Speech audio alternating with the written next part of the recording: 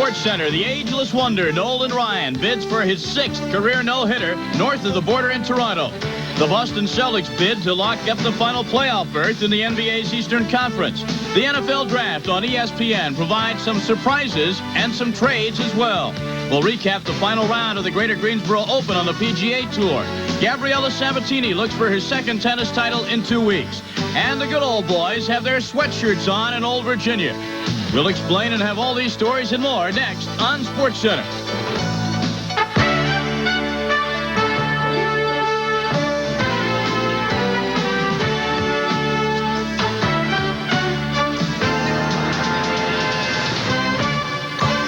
Everyone, welcome back to the ESPN Sports Center. I'm Tom Mees along with Eric Clemons. And Eric, it's become old hat over the career of Nolan Ryan to talk about no-hitters and possible no-hitters, and that's exactly what we're going to talk about this evening. At his age, it's amazing that he can still throw the heat, but they say the legs are in great shape, and that's the primary reason, Tom. Nolan Ryan, at age 42, may not reach the coveted 300 victory plateau by the time his career ends, but he'll make the Hall of Fame because of his strikeouts, which rank first all-time and counting. His no-hitters, 5 of them also an all-time record and counting. He went for number 6 in the last game to be played at Exhibition Stadium in Toronto this afternoon, and Nolan had the high heat working. Here, he's going to sit Ernie Witt down with the moving fastball, and George Bell on the nasty off-speed pitch. Jays were throwing their helmets quite a bit today. Meanwhile, Ruben Sierra cranks one off Todd Stottlemyre. Jesse Barfield drifting back. This is not an imitation of Chris Berman. He just runs out of room. Rangers build an early 4-0 lead on Sierra's 4th homer. Ryan was, meanwhile, striking people out. K-ing Manny Lee there. Nelson Liriano, remember that name. The Coneheads trying to hex Ryan there. 7th inning, doesn't work. Ryan sits Fred McGriff down. Bobby Valentine says, hey, hasn't allowed a hit yet. 8th inning. Ryan still untouched. Jesse Barfield, sit down. I mean, the outfielders and infielders didn't have any work to do. No hitter after 8. Ryan looking for a 6th career, but with 1 out in the 9th. That man, Nelson Liriano, rips a low fastball fair inside the right field line to spoil the no-hit bid with a triple. Blue Jay fans gave Ryan a standing ovation. Rangers went on to win it 4-1 on Ryan's 1-hitter. And the Rangers snapped a 2-game losing skid, moved to 13-5 on the season. They lead the American League West. Ryan would have become the oldest ever to throw a no-hitter, but not today. Ryan, meanwhile, keeps throwing the heat. He lost a no-hit bid April 12th against the Brewers in the 8th. He has 10 career 1-hitters. He fanned 12 today for his 275th career win against 254 losses. And you see all the other great records of Nolan Ryan. Well, Eric, in the NBA today, the task for the Boston Celtics was very simple. All they had to do was to lock up the final playoff spot in the Eastern Conference was to beat the expansion Charlotte Hornets in Boston in today's final game of the regular season. It was that simple. Nothing else mattered as long as Boston won. Larry Bird was there to cheer them on. Celtics have to make a decision by midnight tonight whether or not to activate Bird for the playoffs. The first half belonged to Kevin McHale, though. McHale with a jumper in the paint. How many times have we seen that? And a familiar turnaround. Some more vintage McHale. Watch the fall away after a couple of fakes in the lane.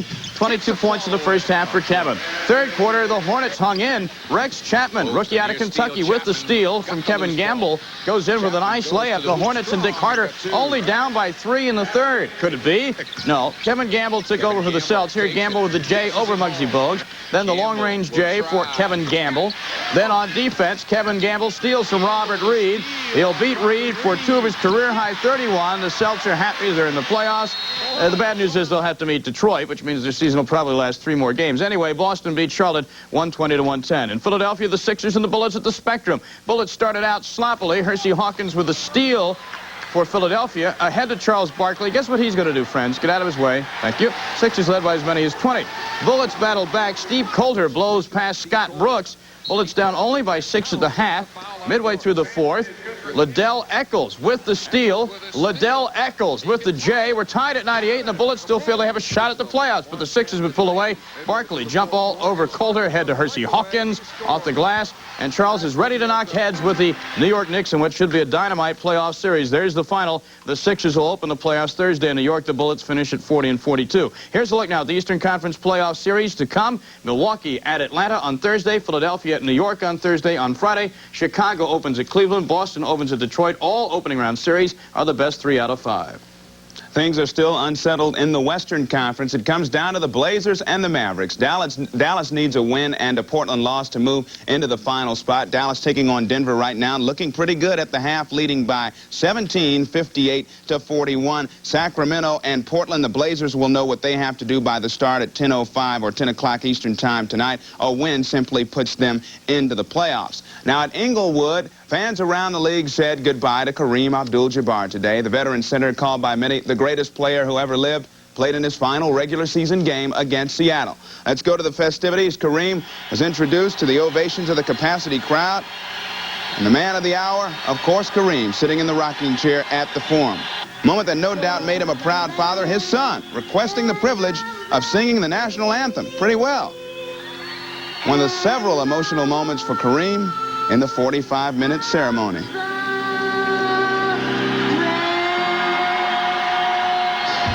In his final season, Kareem has received gifts from teams all around the league, but not many as lavish as a Rolls Royce. That's right, from management and his teammates. Now on to basketball. Final regular season game wouldn't be complete without the patented skyhook. Kareem with 10 points. He finished with 38,389 for his career. There's Magic on the nice pass to James Worthy for the jam. Magic 29 points, 21 assists, 1 rebound shy of a triple-double. The Lakers won it by 4. The Lakers shot 69% from three-point range in the game. Magic was 4-4. The X-Man led Seattle with 39.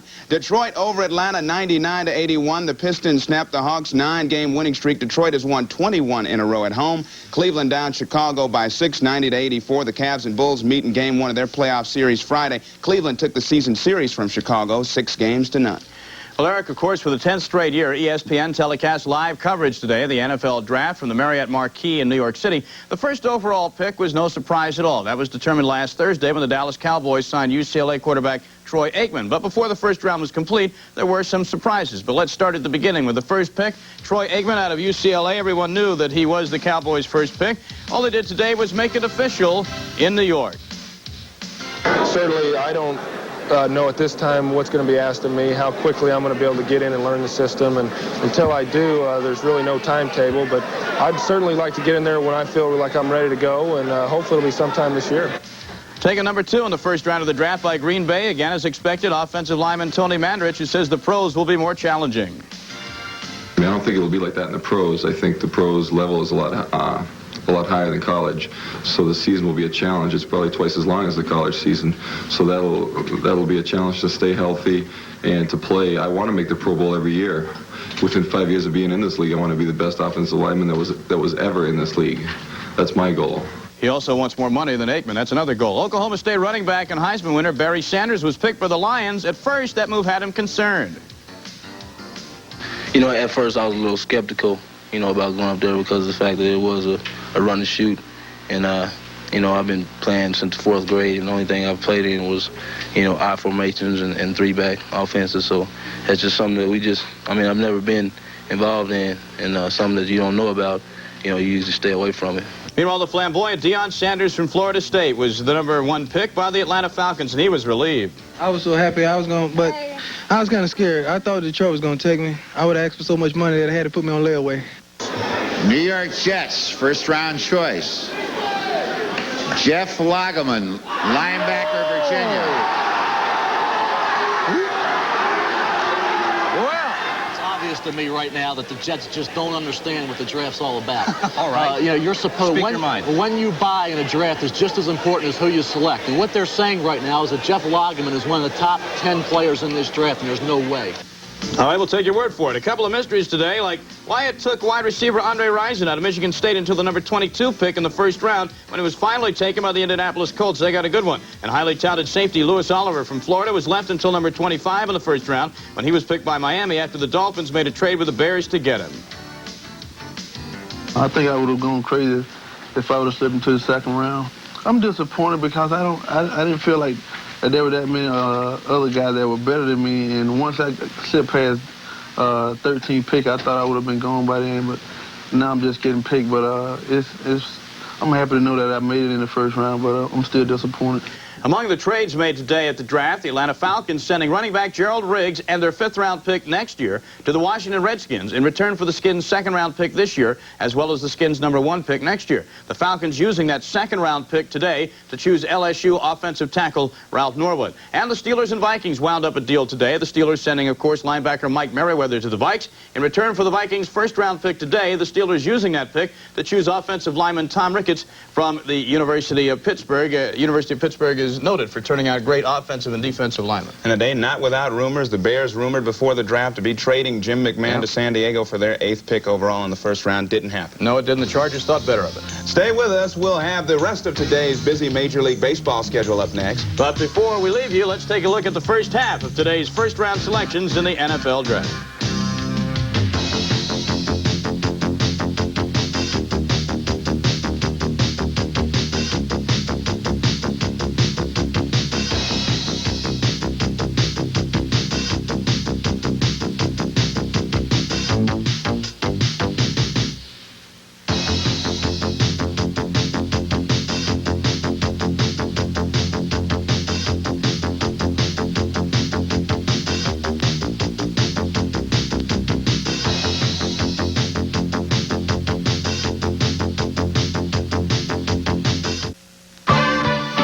SportsCenter is brought to you by Levi's Dockers. If you're not wearing Dockers, you're just wearing pants. And brought to you by your friends at Anheuser-Busch, who remind you to know when to say when.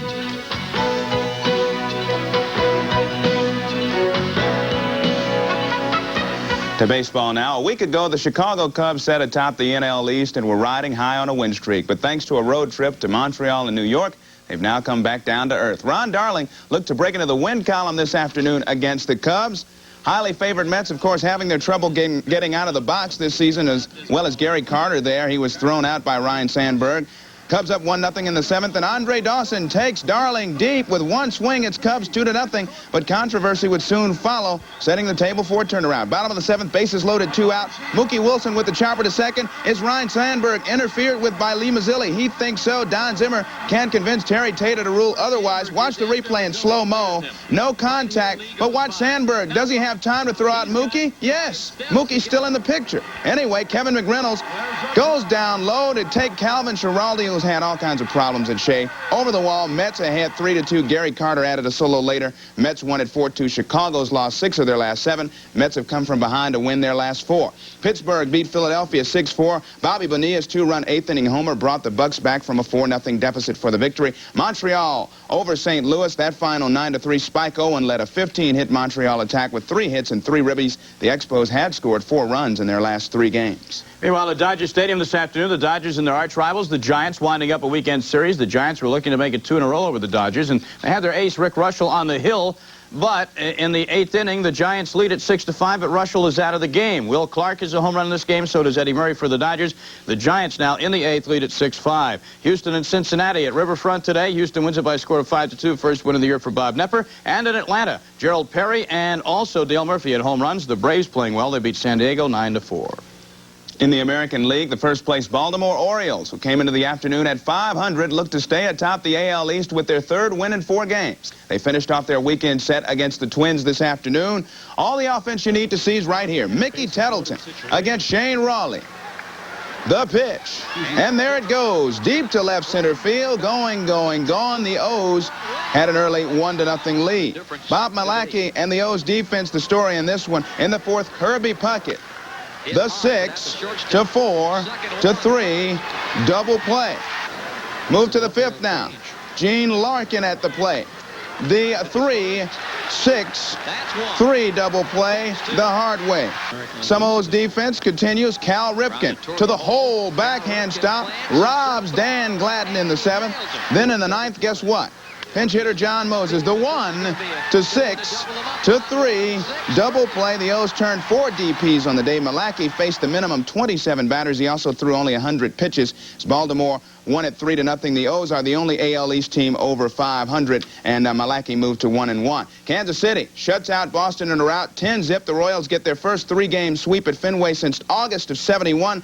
They had 17 hits. Bo Jackson hit his 6th homer of the year, and Lee Brandt tossed a 5-hitter. Detroit over Milwaukee 11-3. Pat Sheridan had a 2-run homer. Detroit Pro get open with a 6th-run 9th.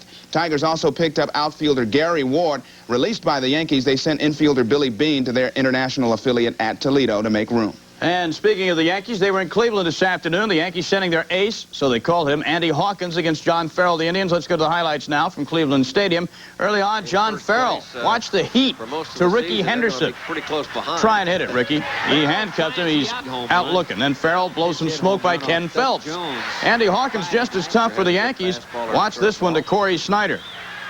Some heat on a cold afternoon in Cleveland. Hawkins gets Joe Carter now with something a little bit less. A curveball took a little off there. New York breaks through in the 6th with the bases loaded. Finally gets some offense in this game. Mel Hall lines a double down the right field line. Henderson scores. Don Mattingly scores. The Yanks had 4 runs in the inning.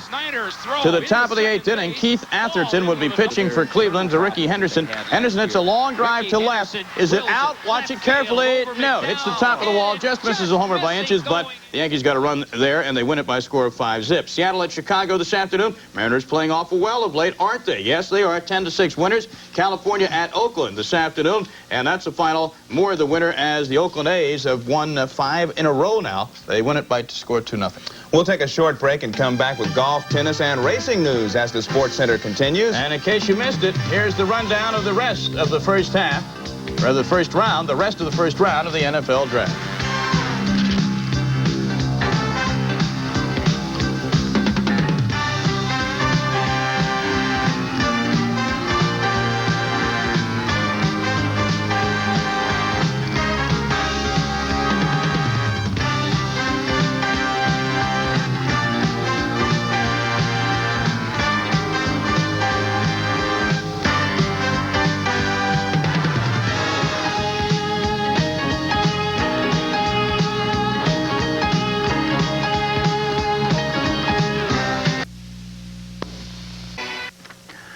Final round action of the Greater Greensboro Open highlighted the day in golf, and as it turned out, it was a walk in the Carolina Pines for third-round leader Ken Green, who waltzed to victory. Although it was a nice place to have a waltz, isn't it? Beautiful Greensboro, North Carolina. The leader, Ken Green, here he is, chipping on the par 5 12th. Got to get it close enough for the bird. Guess what? He did, and he did. And he went to 13 under. On 13, Green again. Nice shot. Again, looking to get it close enough for a birdie try. He did, and he made it to go 14 under par.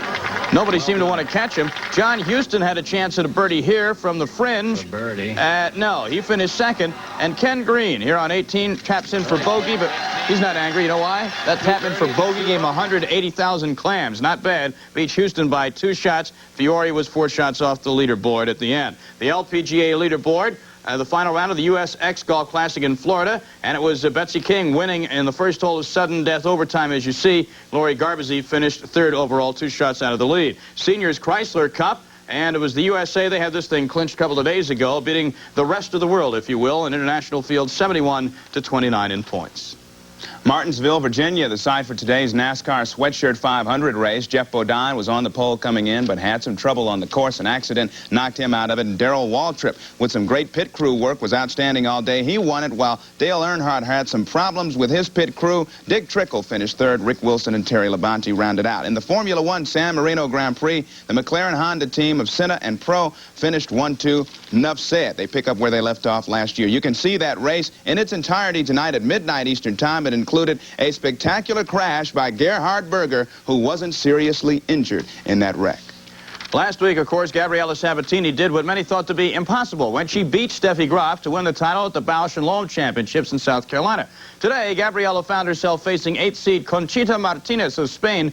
Should be easy, right? Well, the match did end in straight sets, and let's show you what happened in this one. There's Conchita Martinez with a headband, and there's Gabriela Sabatini. First set, 5-3 Martinez. It's deuce. Martinez serving. Now, Martinez comes in, so Sabatini with the lob. But Conchita catches up to it. Sabatini with a rocket. Conchita gets this one. Sabatini returns, and see ya. Martinez wins the first set 6-3. We'll pick it up at match point in the second set. Martinez with the approach shot. Finishes Sabatini with the soft overhand. A big upset. Conchita Martinez of Spain beats Gabriela Sabatini in straight sets yet, 6-3, 6-2. First ever Virginia Slims title. She'll take home $40,000. This portion of SportsCenter, along with the latest tennis news, is sponsored by Moet Champagne, France's best-loved champagne. The first day of the two-day NFL draft is winding down in New York City. So for a review of today's action so far, let's go back to New York now and Chris Berman. Chris? Back at the NFL draft at the Marriott Marquis in New York City. Hard to really analyze. I mean, let's face it, the draft isn't even over until tomorrow, and you get in big trouble if you try and say this team did well, this team didn't do well. A couple teams are obvious when they had multiple first-round picks, but some teams I'd like to single out are the Cleveland Browns. They took a shot, is what they did. They made a couple of trades, including getting rid of their #1 for next year to get some impact offensive receivers like Eric Metcalf, running back and receiver, Lawyer Tillman, the big guy who can play as a wide receiver. Cleveland is going for it in the next year or two because they know what happened to San Diego at the beginning of the 80s. You knock at that door at the Super Bowl, you don't get in, then it takes you a long time to even get up the stairs near the door. And Indianapolis, guys, for a team that had 1 pick in the first 2 rounds, getting Andre Rison that low in the first round, the wide receiver, I think they did much better than they expected. Those are a couple of teams. Some others, though, with multiple first rounds, Tommy, did well, right? Well, I thought Chicago did really well with Wolford, Armstrong, and Roper. And if Miami can keep Sammy Smith healthy, the luck that they had in obtaining Oliver late first round is going to be a big plus for them. And I also like the Broncos and what they did as far as getting some protection for John Elway. Of course you would like that. Yes. Joe, what do you think? Would there be any difference? Well, I like what the Redskins did getting Gerald Riggs, and that's a fact. They may not have been a lot of draft choices, but making that deal has, I think, put them a step closer to where they want to be offensively to compete for the championship. I like what Phoenix did. I think Phoenix notoriously has had terrible drafts, particularly in early rounds. Eric Hill, Joe Wolf, Walter Reeves, Mike Sandusky got a linebacker, a tight end, and 2 guards. And I really feel like it's a good, solid draft for Phoenix so far on these 2 draft days. I would like to see, because I am intrigued by what Atlanta is doing. Maybe they know something about Riggs that we don't know. I like what they chose with Dion, and also they got their wide receiver in the first round late, Sean Collins. Did they give Riggs up for not enough? Maybe they got a steal. We shall have to wait and see on that one. That's the biggest name to go on draft day. About some other draft choices, some other teams who maybe did well or didn't do well. Let's go over to Bob and Mel. Did not. Let's pick up a theme we touched upon throughout draft day. The New York Jets, their first 3 selections, you had disagreements, violent ones with each one, reaches, bigger reaches, and biggest reaches. They were. I thought that, in the first round they should have gone with Hartley Dykes. They opted instead for Jeff Lageman. And you look at the second round, you're talking about another major reach in Dennis Byrd. And they come back in the third round, and they don't let us down in the third round, and Joe Mott from Iowa. So none of the 3 choices that the Jets made that I'd agree with. I thought that they were all reaches at the point in which they were selected. Now, of course, Detroit with Miles Davis, the offensive coordinator, running and shooting, and I guess that theme carries through their draft. First 2 draft picks, Barry Sanders, John Ford. Here we go. Going to put some points up. They definitely need wide receivers for that run and shoot. They started off with Barry. John Ford's a fine football player. Could have been a first-round pick with a more productive senior year. They came back in the third round and got a mountain of a man in Mike Utley from Washington State, a big offensive tackle. When you look at the new restrictive roster rules that will be in effect next year, the fact we'll have a new commissioner. This draft day, 1989, really perhaps the start of a new era in the history of the NFL. From the Marriott Marquis for all of us. Let's send it back now to SportsCenter. All right, thank you, Bob. We'll come back and wrap things up with some Kentucky basketball news. And 2 Stanley Cup playoff games underway this hour. We'll update the scoreboard. The SportsCenter wraps it up in just a moment. At this hour, 2 Stanley Cup playoff games already underway. Game 4 of the Patrick Division Finals, and Pittsburgh leads the Flyers 1-0 on Cullen's goal in the first. The Penguins lead that series 2-1. Montreal and Boston no score in the first. Canadians looking, Eric, to close out the Bruins tonight with a win at Boston Garden. Some basketball news. According to published reports in the Record of Hackensack, New Jersey, Seton Hall Athletic Director Larry Keating says that Kentucky had permission to negotiate with P.J. Carlesimo, the Seton Hall Pirates coach. As of last Friday, Kentucky A.D. C.M. Newton has reportedly had several conversations with Carlesimo, and before the NCAA probation or the pending probation, that was one of the most coveted jobs in the nation. Dodgers and Giants tied at 6 in the 9th. That'll do it for this edition of SportsCenter. I'm Eric Clemons. I'm Tom Mees. The next SportsCenter scheduled at 11 Eastern Time tonight. SportsCenter is brought to you by Entree Computer Centers, the brains behind business computers.